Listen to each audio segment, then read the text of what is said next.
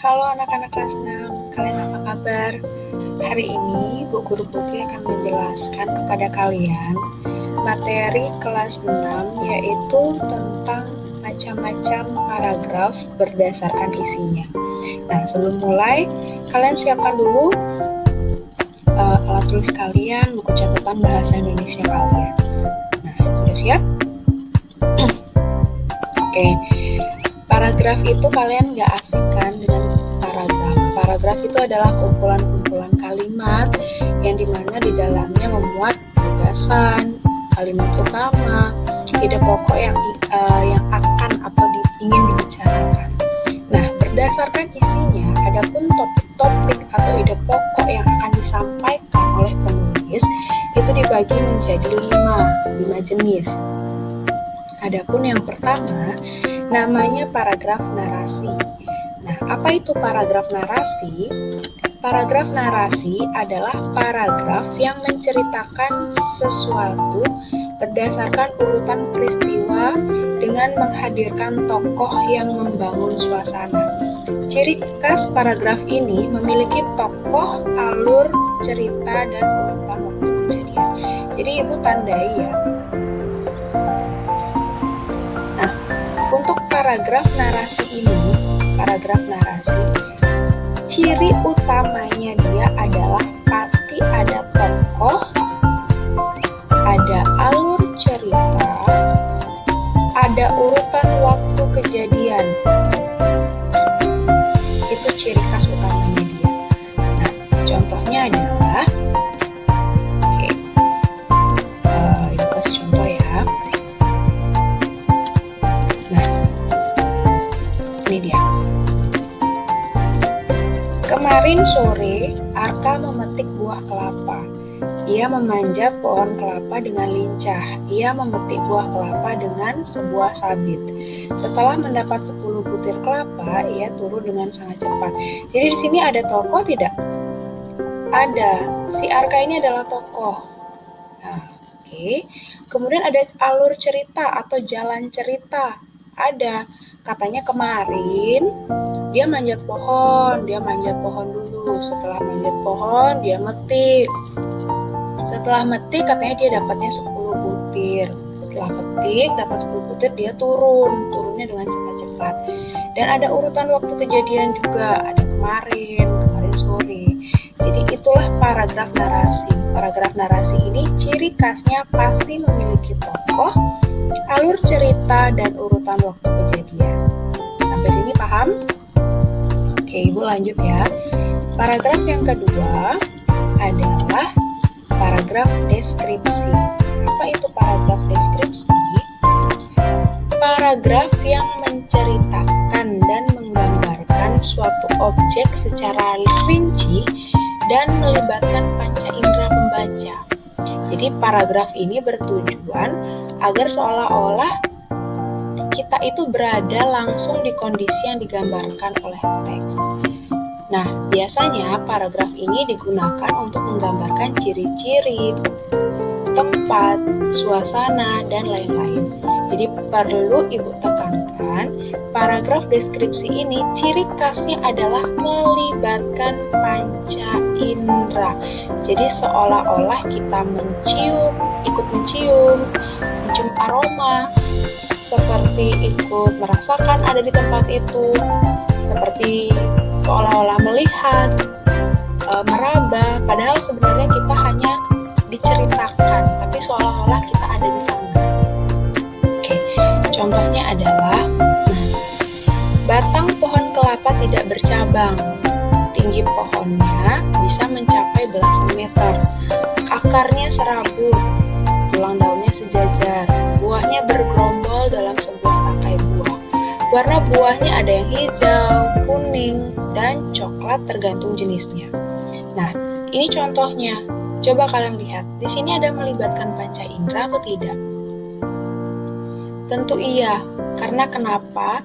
Karena kita seolah-olah melihat bahwa tingginya katanya bisa mencapai belasan meter. Artinya kalian sudah membayangkan tinggi belasan meter itu setinggi apa ya? Nah, kemudian katanya buahnya bergerombol adalah paragraf argumentasi. Nah, dari kata-katanya saja argumen berarti pendapat. Nah, paragraf ini berisi ide atau gagasan yang disertai alasan yang kuat untuk meyakinkan pembaca dan biasanya memiliki kesimpulan di akhir paragraf. Hal penting yang ingin ibu tekankan di sini adalah paragraf argumentasi ini biasanya dia memuat ide atau gagasan penulis, biasanya dari para ahli. Ini contohnya.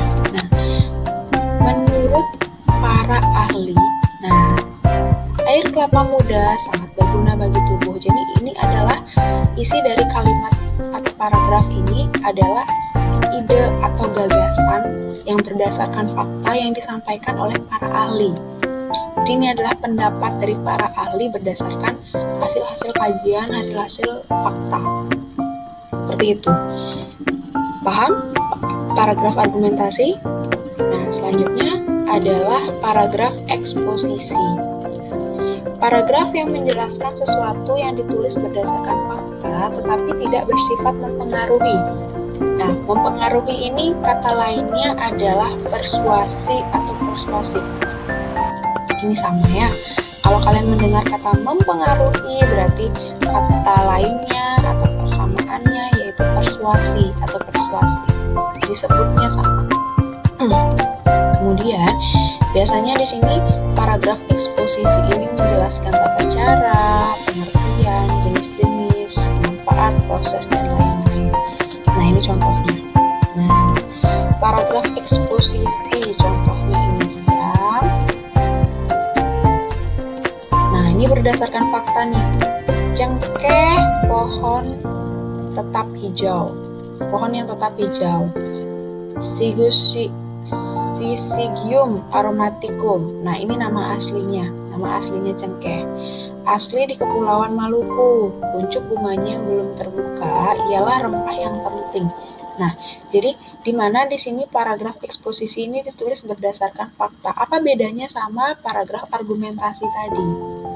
Sama-sama berdasarkan fakta, tapi paragraf argumentasi tadi itu biasanya isi kata-kata menurut para ahli.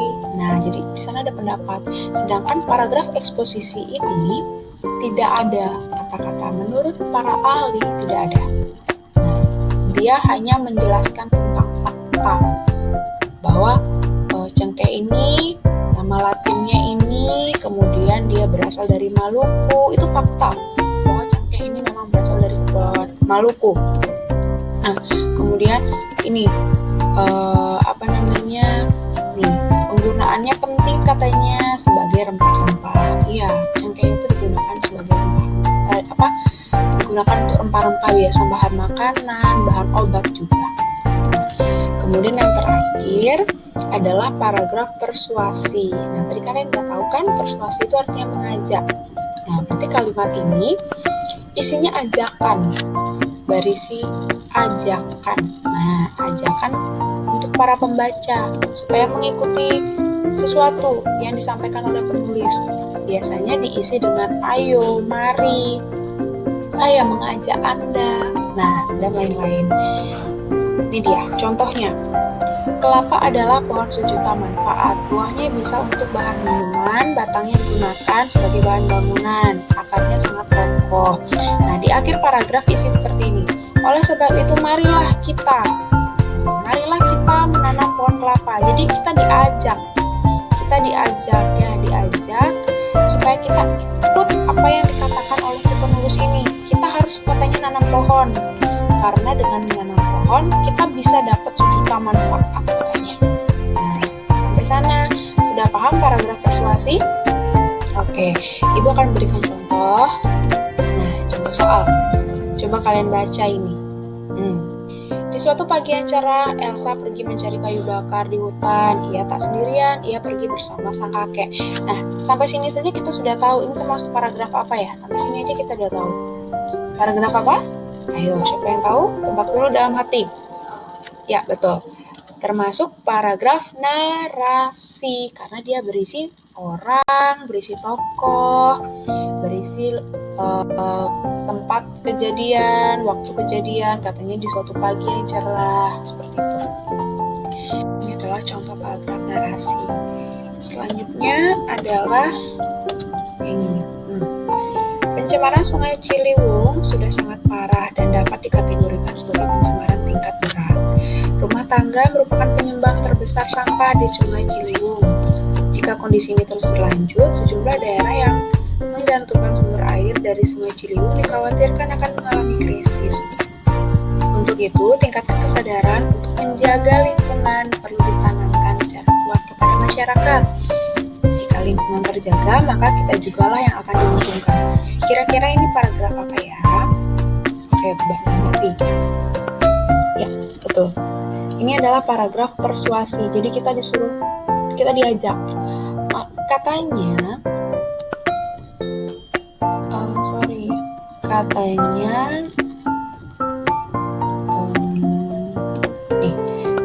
Katanya, untuk itu, dengan meningkatkan kesadaran untuk menjaga lingkungan, maka lingkungan kita tuh akan terjaga dan juga kita diuntungkan.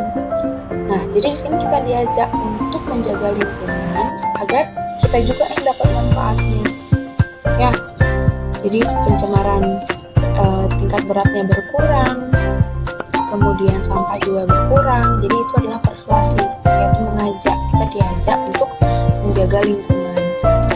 Sampai sana paham? Nah, soal yang terakhir, ozon terapi adalah pengobatan suatu penyakit dengan cara memasukkan oksigen murni dan ozon berenergi tinggi ke dalam tubuh melalui darah. Ozon terapi merupakan terapi yang sangat bermanfaat bagi kesehatan, baik untuk penyembuhan penyakit yang kita derita maupun sebagai pencegah penyakit. Nah, ini adalah PR buat anak-anak. Ini adalah PR. Silakan kerjakan di buku bahasa Indonesia kalian. Isi tanggal tugas, kemudian isi jawaban. Hanya satu soal ini saja. Kalian cari ini termasuk paragraf apa ya? Nah, lihat dari ciri-cirinya ozon terapi, katanya pengobatan suatu penyakit. Kemudian katanya dengan cara memasukkan oksigen murni dan ozon berenergi tinggi. Ini termasuk fakta atau tidak ya? Nah, katanya ini bisa menyembuhkan penyakit, juga mencegah penyakit. Nah, kira-kira ini fakta atau bukan? Kalau memang ini fakta, berarti termasuk paragraf apa? Kalau bukan fakta, berarti termasuk paragraf apa? Silakan dikerjakan. Nah, sekian pelajaran dari Ibu. Semoga kalian semuanya paham. Jika ada yang tidak paham, kalian bisa tanya ke WhatsApp pribadi. Dah.